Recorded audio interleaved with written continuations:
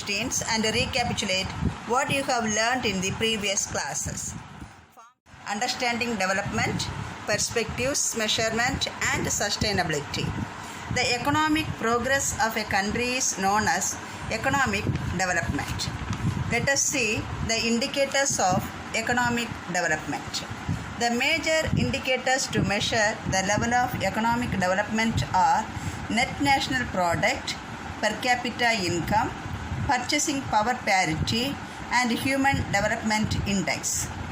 Net national product. Net national product is considered as a true measure of national output.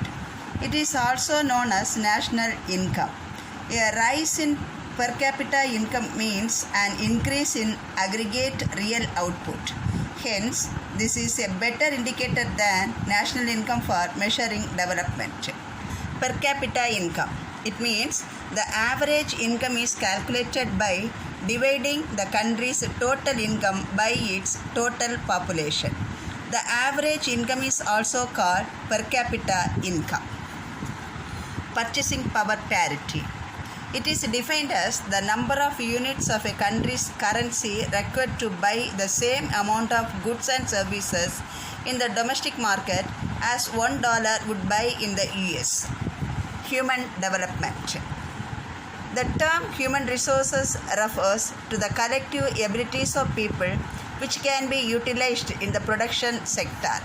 Human Development Index is the one which indicates all-round development of the people in the society. Sustainability of development. Sustainable economic development is taken to mean development without damaging the environment and not compromising with the needs of the future generation. Natural resources can be divided into renewable resources and non-renewable resources. Renewable resources are replenishable resources which are pollution free and environment friendly. These resources take a short time for renewal. Non-renewable resources. Non-renewable resources are non-replenishable resources which pollute and damage the environment. Millions of years are needed for the formation of these resources.